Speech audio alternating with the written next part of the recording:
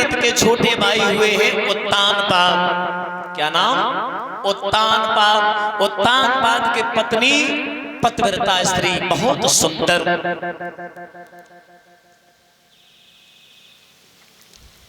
जिस मैया का नाम था सुनीति। सुमा ने अच्छे और नीति माने विचारों वाला। सुनीति नाम हर स्त्री का हो सकता है जिसके विचार सुंदर हों। सकल सुंदर, सकल का की सुंदर होए वो स्त्री सुंदर ना है, जिसके विचार सुंदर हो वो स्त्री सुंदर होती है। एक कवि भी कहता है दादाओ, किन्नेरे समय पे ना आवे तो घर की नाली ही अच्छी। किन्नेरे समय पे ना आवे तो घर की नाली ही अच्छी। और ब्यूटीफुल बद चलन नारे से काली काली।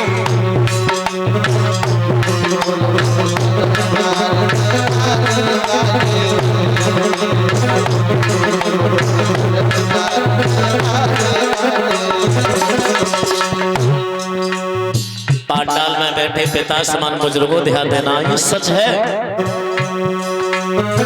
मेरे समय पे ना आवे तो गांव की नाली ही अच्छी। मेरे समय पे ना आवे तो गांव की नाली ही अच्छी। ब्यूटीफुल बद चलन नार से काली काली ही अच्छी।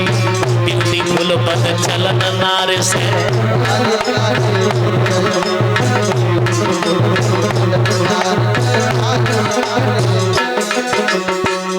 और ध्यान देना दादाओं माताओं,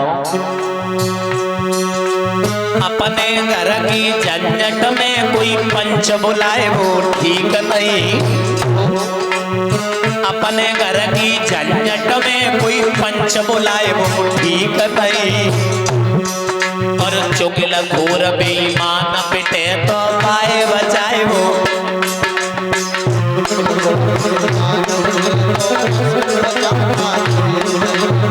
चुगल घोर बेईमान पिटे तो पाए बचाए वो ठीक नहीं। चुगल घोर बेईमान पिटे।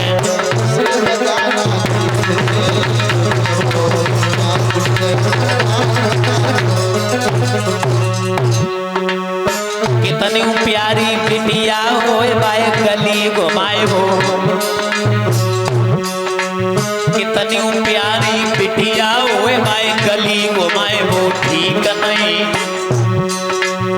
कितनो प्यारो लहुआ होए बाए सिर पे बैठाए हो ठीक नहीं।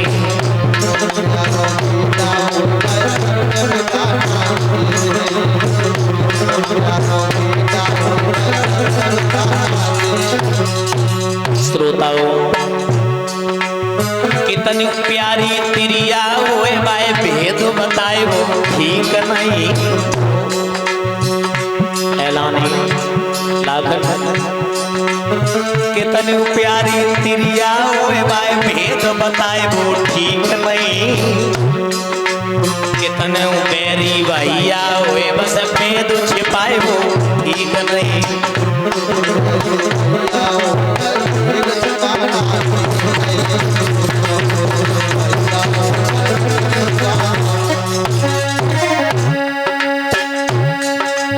मेरे समय पे ना आवे तो घर की नाली अच्छी। मेरे समय पे ना आवे तो गांव की नाली अच्छी। ब्यूटीफुल बद चलन नार से काली काली अच्छी।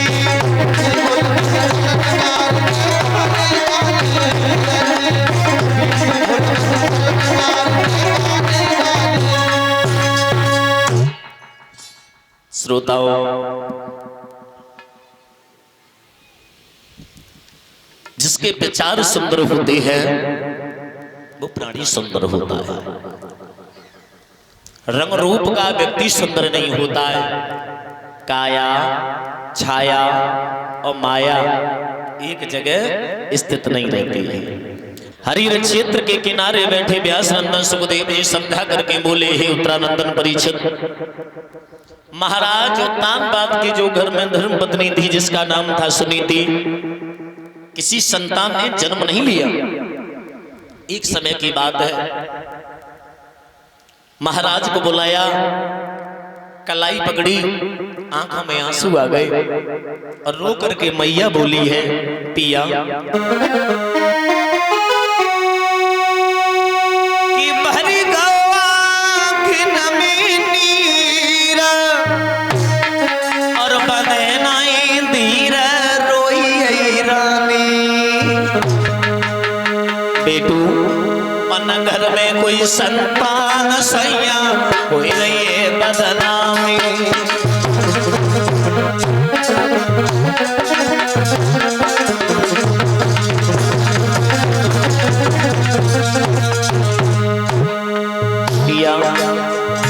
ये समाज क्या कहता है बता,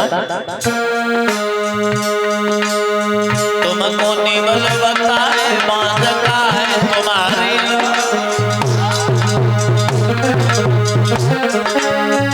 तुमको निवल बताए बांध का है तुम्हारी रानी, तुम्हारी रानी, तुम्हारी रानी।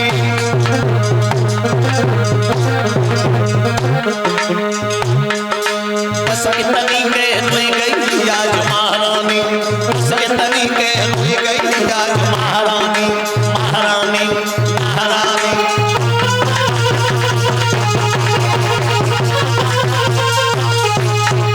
मैया क्रोध में दुख में मैया बोली है रनिया,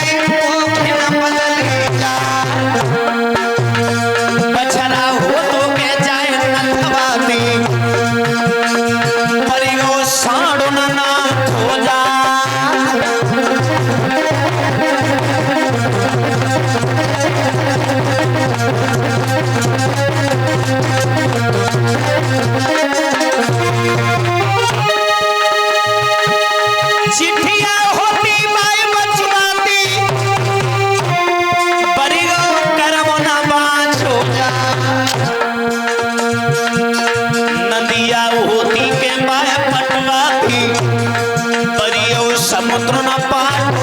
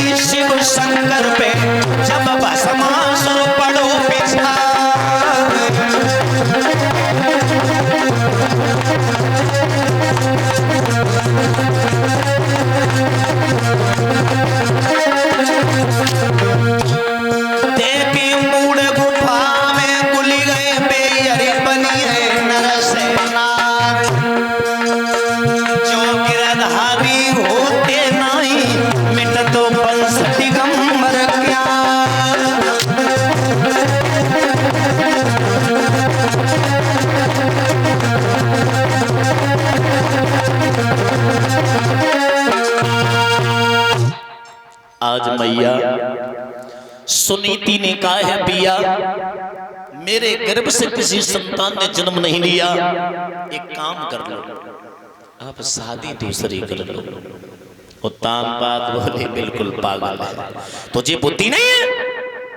तुझे इतना बोध नहीं है, सौत को बुला रही है। सौत से पहले तेरी मौत आ जाए तो सौ गुनी अच्छी होती है। पिया क्या करो, कहां जाओ?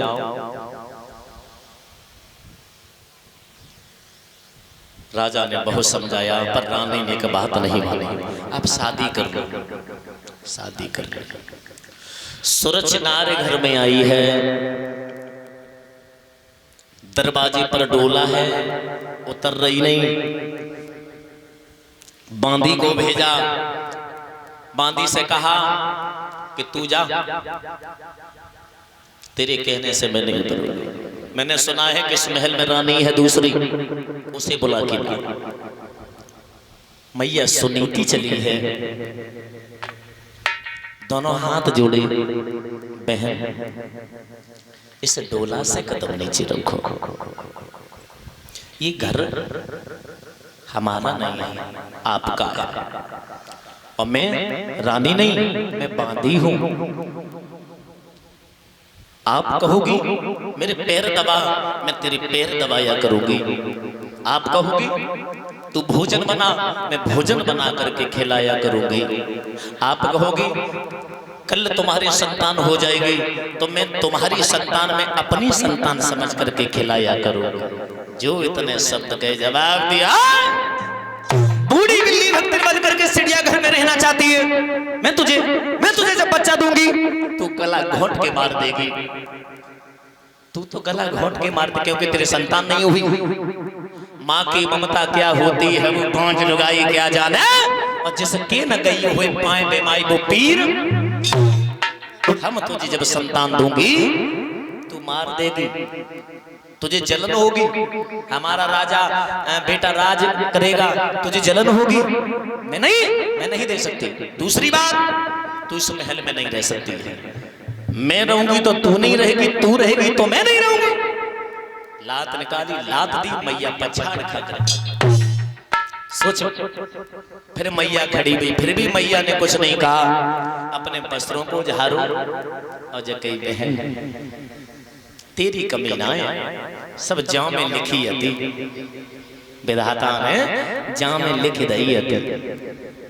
आंख में आंसू भरे आया। मैया सुनीति रोए की बोली है, मर गए तो गयु बज तू है बबुले मरे जाओएला। भैया मर गए देश छुट तू है, सारे के मरे छुटत ससुराले।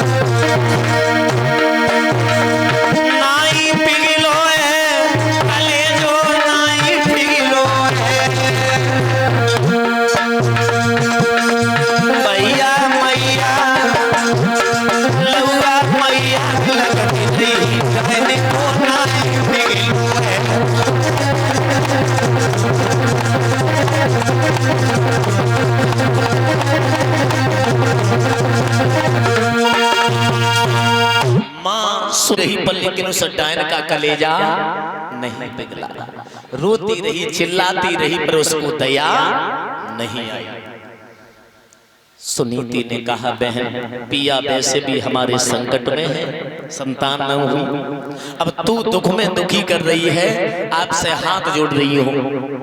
मैं खेतों पर झोपड़ी डाल करके अपनी जिंदगी काट लूंगी, पर तुम इस महल में रहो। मैया झोपड़ी डाल करके खेतों पर रह रही है, चिड़िया कागों को उड़ा रही है। तब सुरची 2 वक्त की रोटी दे रही है, 2-2 गेहूं की नहीं, जौ की। जौ की क्यों दी? गेहूं की रोटी से थोड़ा कम पावर होता है जौ की रोटी में। और जौ की रोटी इसलिए दे रही है कि बाई चांस ऐलानी अगर पति पहुंच जाए, पत्नी तो वो भी है ना, और बाई चांस धोखे में पति पहुंच जाए और इसके संतान हो गई, गर्भ ठहर गया, तो संतान के ही पीछे मेरी वैल्यू है। और बाकी संतान अगर पैदा हो गई तो हमें घर से बाहर निकाल दिया जाएगा, जाके हाथ में लोई बागो। एक समय की बात है, 6 महीना बीत गए। रात्रि का वक्त था।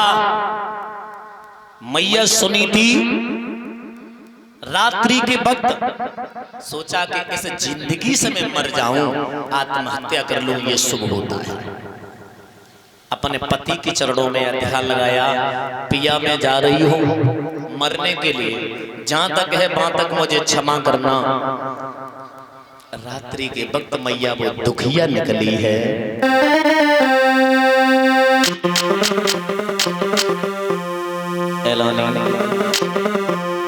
कि दुख की मारी मात,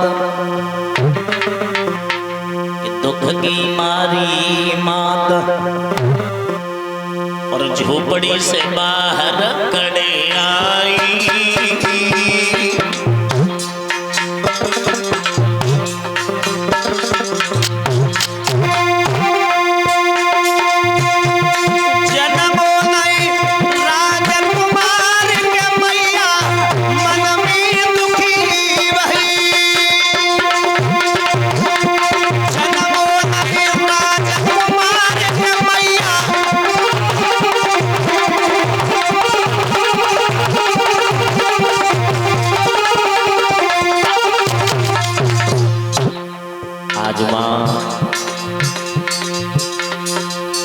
जंगल में आ गई, बियाबान जंगल में, रात्रि का वक्त है। अरे के मैया जंगल मेरे ठहरी, अरे भैया, अरे के दुखिया जंगल में ठहरी।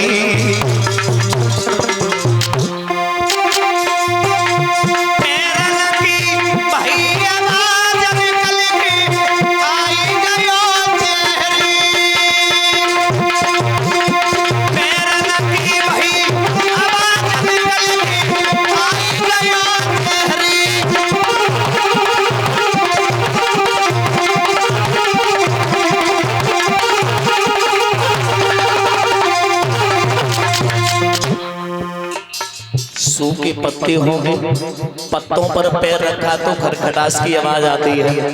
ऐसे ही आवाज आई तो काला सर्प निकल के आया। काले सर्प को जैसे ही मैया सुनीति ने देखा तो मैया सुनीति बोली काले सर्प से, बेटा अरे लला मेरे संकट कोने बांटो, अरे लला मेरे संकट को बांटो। मुँह पे तो कुछ हो नहीं जाए, लला अंगुली में काटो।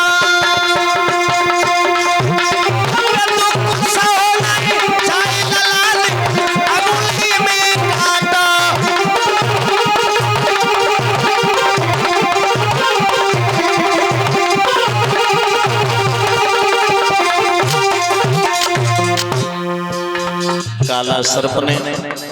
काले सर्प ने गर्दन हिला दी, आगे निकल गया। श्रोताओं, अरे लिखी को कुएं मिटवैया, अरे लिखी को कुएं मिटवैया, मेरी बजरंग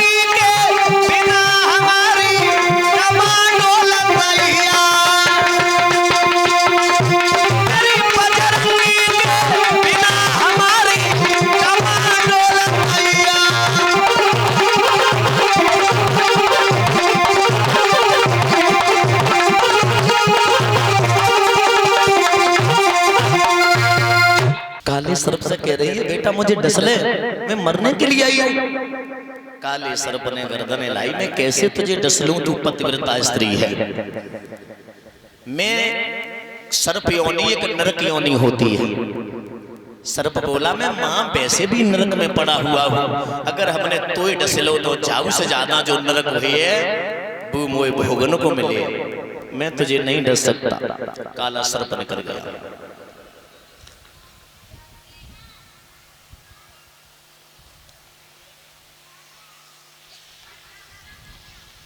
श्रोताओं, आगे बढ़ी मां नारद से भेंट हुई। नारद ने रात्रि के वक्त अबला जाती स्त्री को देखा, कहा कौन हो, क्या करने आई हो? सुनीति ने बिल्कुल खौफ नहीं खाया, कहा कि मैं मरने के लिए आई। क्यों मरना चाहती है? कि संतान के पीछे। पागल, जा लौट जा, संतान हो जाएगी। मैया हंसने लगी। 6 महीना हो गए पति की शकल ना देखी, और बिना पति के बाबा जी नाजी ना संतान हो ही नहीं सकती। जवाब दिया बिल्कुल पागल है, तू जा लौट जा। कि मोर वचन चय पड़ जाए फीका। मोर किसे कहते हैं? परमात्मा। मोर वचन चाहे पड़ जाए फीका, और इन संत वचन पत्थर की लीका। मोर परमात्मा को कहते हैं। परमात्मा अपना वचन दे दे वो झूठा हो सकता, पर लेकिन भक्त का दिया हुआ वचन संत का झूठा नहीं होगा। नारद बोले हैं सुनीति से, बेटी तेरी गोदी में और एक खिलौना एक कुआई जाइए, लौट जाइए।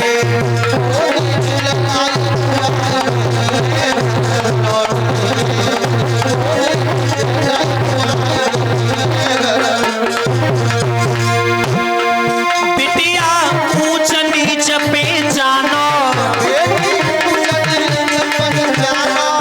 और ऊपर बेटी जिद मत ठानो। लाग में तेरो सूखो बागवानी आए जाइए लौरा।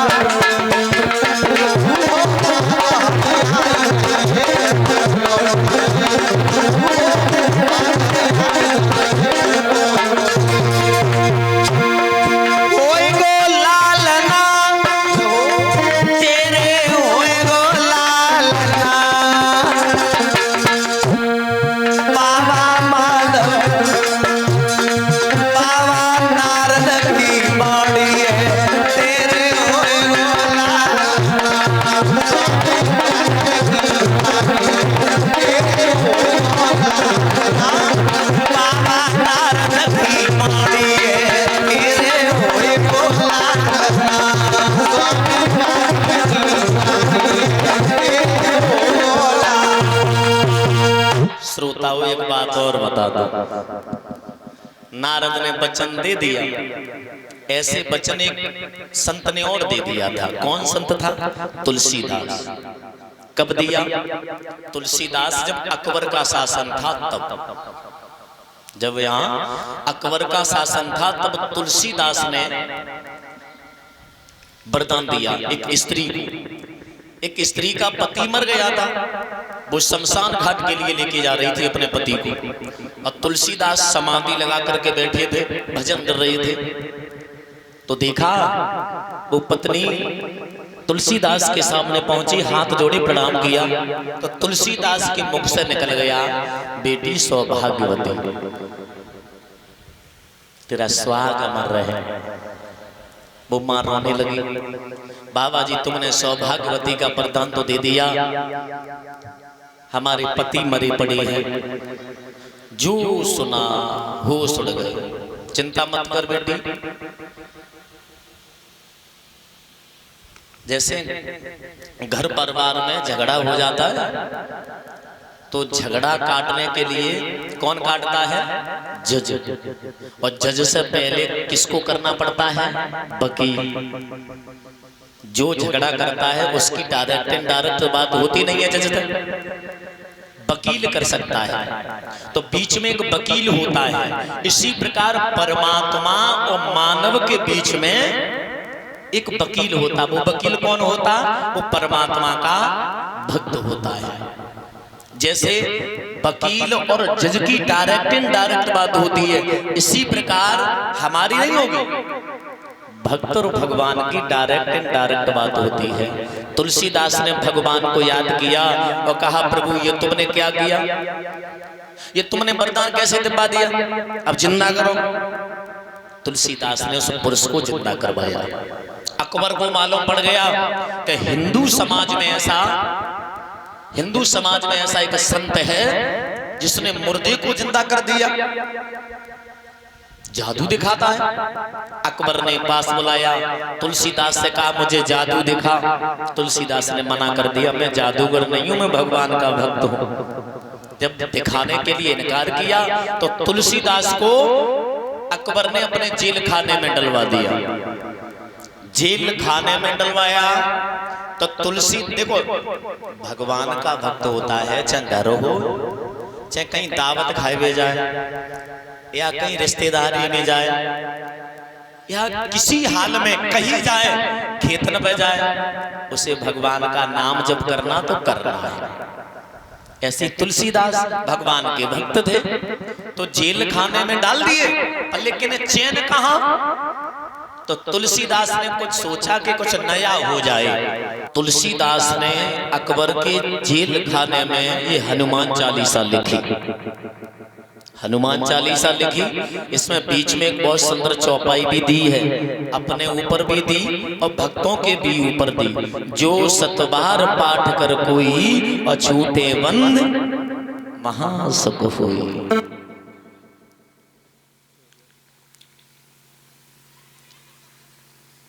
हनुमान जी की सेना आई, अकबर का शासन हिला दिया।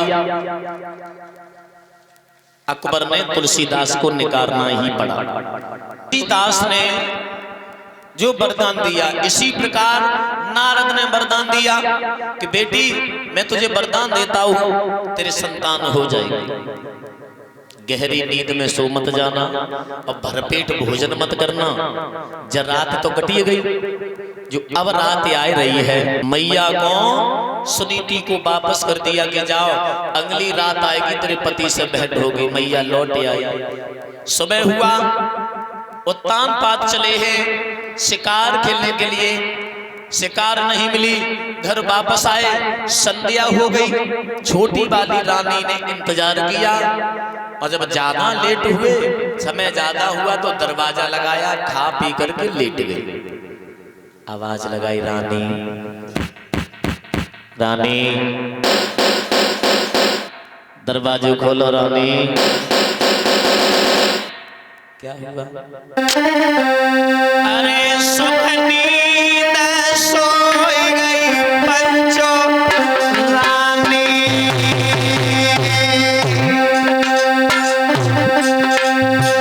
नाई सुनिया ऊपर की बानी।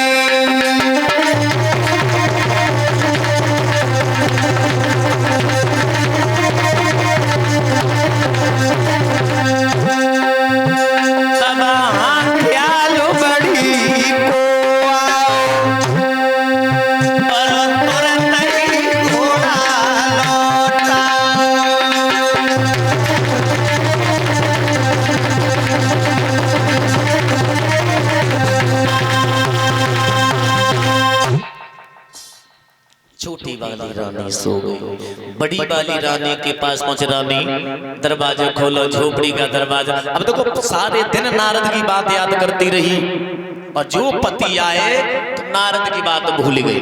अब क्या बात आ गई? ये बात मन में आ गई, पति मेरे पास में कभी दिन में नहीं आए, आज रात में आए, ऐसा तो नहीं है कि हमारी सौत ने मेरे पति को मरवाने के लिए भेजा। अब सोचो, विचार बदल गए। फिर भी मैया ने सोचा अगर हमारे पति के हाथ से मेरी मौत हो जाएगी तो मेरा परलोक सुधर जाएगा। ये विचार हर किसी के नहीं होते, पतिव्रता स्त्रियों के होते हैं। याद रखना मेरे भगवत सज्जनों। दरवाजा खोला, मैया अंदर लेके गई। सारी रात व्यतीत हुई और सारी रात व्यतीत होने के बाद में सुबह हुआ। महाराज अपने महल के लिए गए। उसी रात सुनीति के गर्भ ठहरा, उसी दिन सुरुचि के भी गर्भ ठहरा। और जिस दिन मैया सुनीति को लगा मेरा गर्भ ठहर गया, उसी दिन से मैया सुनीति ने परमात्मा के लिए पूरा समय दे दिया। पूरे दिन भजन करती है, प्रभु मुझे कुछ नहीं चाहिए, मेरे कोख से पुत्र का जन्म हो तो तेरा भक्त हो, मुझे कुछ नहीं चाहिए। प्रसव की पीड़ा सताई, मैया ने ऊपर को हाथ किए, ओम नाम का जाप किया, बालक का जन्म हो गया। सुरुचि बहुत परेशान है। दास दासियां सेवा कर रही, कोई गोड़ दबा रही, कोई हाथ दबा रही, कोई सर दबा रही। काऊ दासी को जगह ना मिले तो दासी दासी को ही दबाई रही। तानपाद की कचहरी में खेलने के लिए पहुंचे। तानपाद ने अपने बड़े पुत्र को आता हुआ देखा तो गोदी में बैठा लिया बड़े पुत्र को। उसी सभा में कुछ चुगला बैठो रहे, कहते चुगला चूकत है नहीं, गाय कहो चाहे रोई, और घर घर फूट कराए दे करे एक के। तो बू चुगला सभा में तो ठाड़ो भाव और सुरसी से कहे तुम तो कहा करती थी हमारा पुत्र गोदी राज करेगा, शासन करेगा, और तुम्हारी सौत का बालक गोदी में बैठा, तुम्हारा पुत्र जमीन पर खड़ा है। खड़ी वही भागी, कलाई पकड़ी, धुरब जाते जाते घर में ताड़ सीधा तमाचा दिया। जवाब दिया कि पूर्व जन्म में ओ पापी और थोड़ा भी भजन किया होता तो युद्धम के बदले तेने मेरी कोख से जन्म लिया होता।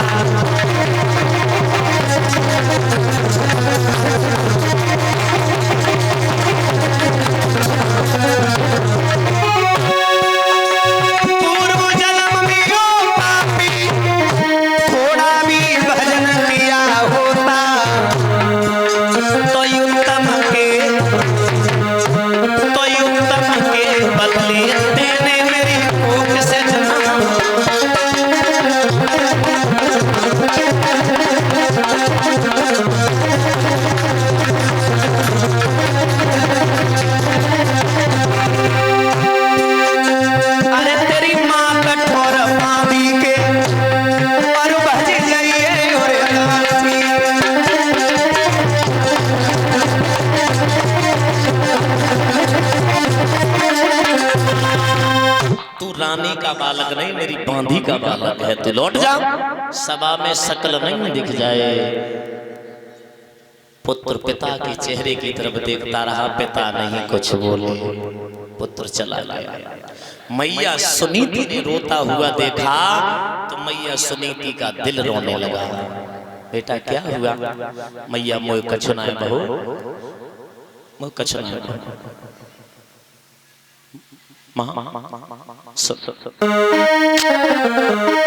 कि मैया पूछे तो बताइए मोई पिता का पाऊं, किस ठोर बसे भगवान रे मैया का खोजन जा।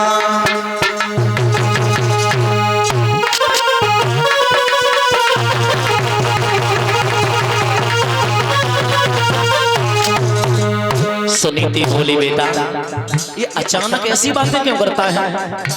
नहीं माँ मुझे भेद बता। सुनीति बोली लौरा सुने बेटा नादान कोई नहीं ज्ञान लला समझाऊं और समझाऊं। हर ठोर बसे भगवान रे लौरा का खोज ल जा। हर ठोर बसे भगवान रे बेटा का खोज न जा।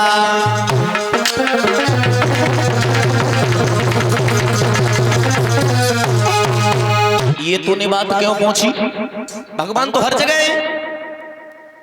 तब ध्रुव ने कहा मैया मेरे पिता कहाँ हैं? क्यों?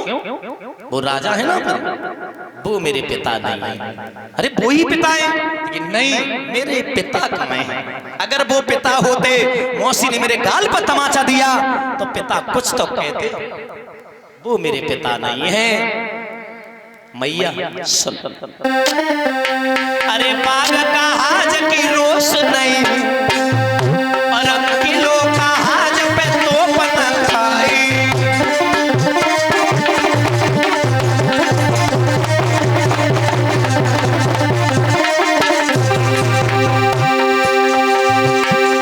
राजा कहाव के न्याय नहीं और संत कहाव दया नहीं। कैसे घर को ठीक ठिकानों कहाँ लाखन बालक चोर चटोर।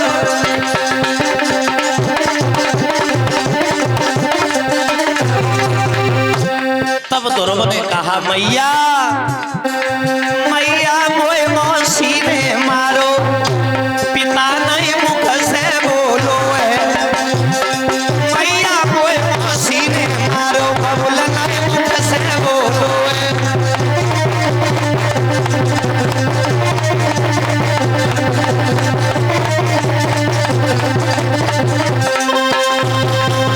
वो मेरे पिता नहीं है। तब जकई लला तेरो असली पिता जंगल में मिले, जंगल में बड़ो ही जाइए, जंगल जाइए तब तेरे असली पिता मिलेंगे। ध्रुव ने कहा माम बड़ा हो गया, हो गया। नन्हे नन्हे हाथों से चढ़ स्पर्श किए। ध्रुव चला, मैया पछाड़े कार बेटा अभी मत जा, अभी मत जा। जवाब दे नहीं मैं जा रहा हूं, मैं सियाना हो गया। आज भैया के घर बिलखती छोड़ी माता, तो माता अब न भाज गयो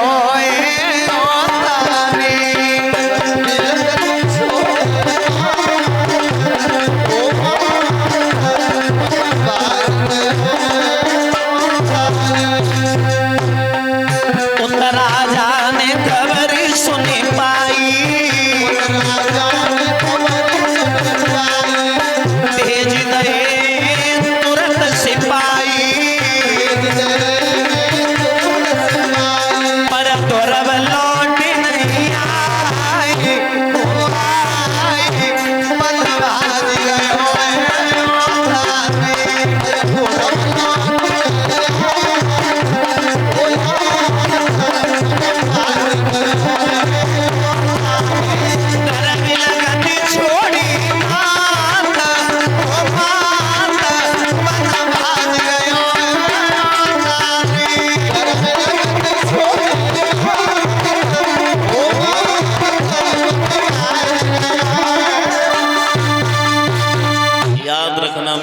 सज्जनों। माँ रोती रही, पिता रोकते रहे, मैं राज दे दूंगा, मैं पूरा राज दे दूंगा, पर जंगल न जाए। ध्रुव ने कहा अभी तो तेरे नाम के लिए निकला हूँ, नाम लिया नहीं, के लिए नाम के लिए निकला हूँ, मुझे राज्य मिल गया। जिस दिन तेरा नाम लेकर के तू सामने होगा, पता नहीं तू क्या क्या देगा। मुझे कुछ नहीं चाहिए, न राज न पाठ, मुझे पिता चाहिए। जंगल में पहुंचे, नारद से भेंट हुई, द्वादश मंत्र दिया। ओम नमो भगवते वासुदेवाय नमः। नारद ने शिष्य बनाया, मंत्र दिया, इस मंत्र का जाप करना तुझे पिता मिलेंगे। तपस्या की, पहले दिन 7 दिन की, आंखें खोली, फल छुआ, खाया, बैठ गए। दूसरी समाधि 11 दिन की, फल देखा, छुआ भी नहीं, तोड़ा भी नहीं, पत्ते मींजे, फंकी मारी, बैठ गए। तीसरी समाधि लगाई, घनघोर तपस्या की, इंद्र का इंद्रासन हिलने लगा।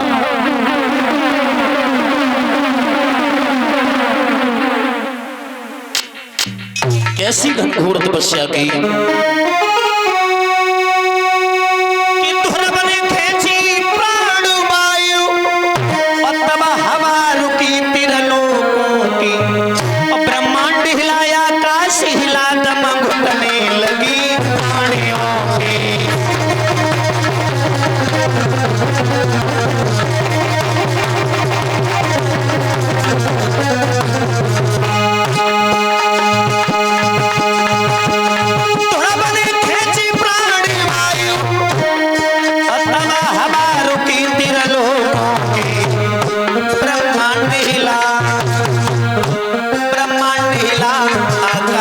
शीला जब घुटने लगी प्राणियों की।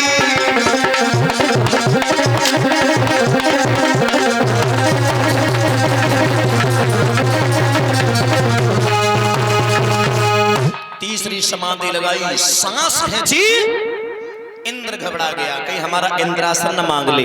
रंभा ऋषि शीला सुशीला और रूपेश रेणुका मंजू सब भेज देंगे, जाओ समाधि डिगाओ। और समाधि डिगाने के लिए जैसे ही चली में अप्सराएं नाचती रही, कूदती रही, रोती रही, पर ध्रुव पर कोई प्रकोप नहीं पड़ा। क्षीर सागर में लेटे विष्णु भगवान,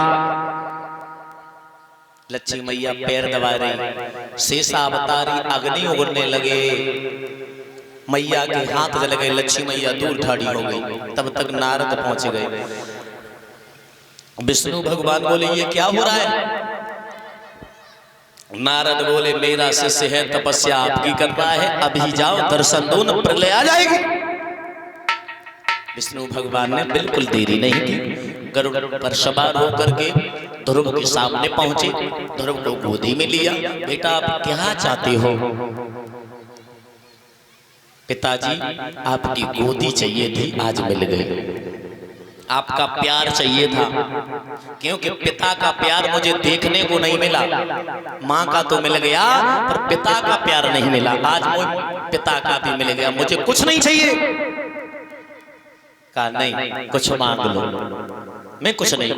तो भगवान ने खुद अपनी तरफ से एक लोग दिया। अभी चलोगे या बाद में घर जाओगे? जबकि हम घर जाएंगे, माँ को वचन दे करके आए और हमारे तुम पीछे चलो, पीछे गायब मत हो जाइयो। ध्रुव आगे आगे, भगवान पीछे पीछे, भक्त के बस में है भगवान। अरे जिस लायक बनो तो भगवान आपके घर पानी भरेंगे, पर उस लायक तो बनो। भगवान पीछे पीछे, ध्रुव आगे आगे। सबसे पहले अपनी मौसी के पास, मौसी अगर गाल में तमाचा न देती तो भगवान की प्राप्ति नहीं होती। मौसी के भी पैर छुए। और ध्रुव की कोई ताकत नहीं थी जो कि भगवान के दर्शन हो जाते, क्योंकि कहते माता निर्माता भवती, माँ बच्चे की निर्माण करता होती है। माँ चाहे जैसा बनाए वैसा संतान को बना सकती है। अभिमन्यु जो थे वो माँ के उदर में विद्या ग्रहण की सारी। श्रोताओं, जैसे ही अपनी माँ के पास पहुंचे भगवान अंतर ध्यान हो गए। ध्रुव ने जंगल में तपस्या की, मैया सुनीति ने आंगन में बैठ के तपस्या की, अन्न जल छोड़ दिया। भगवान तेरे चरणों में पुत्र डाला है, दर्शन पा करके ही वापस आए। सोचो डबल तपस्या, तब भगवान मिले। क्योंकि माँ बाप का साथ होता है बच्चों को आगे बढ़ाना, और सतमार्ग पर, ये नहीं गलत काम में, सतमार्ग। माँ को देखा, माँ रो रो करके अंधी हो गई। ध्रुव ने फूंक मारी, नेत्र सही हुए। और जैसे ही माँ ने पुत्र को देखा, अपने दिल के टुकड़े को दिल से लगा लिया और कहा बेटा तुझे पिता मिले? कि हाँ मिले।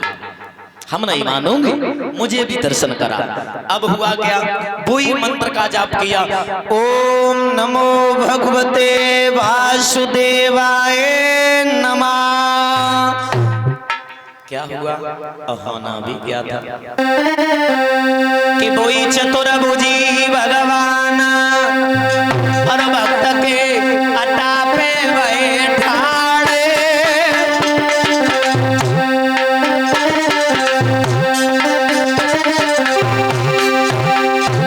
अरे भक्तन को देख प्रभु के प्रेम भय गाड़े। एलानी भक्तन को देख प्रभु के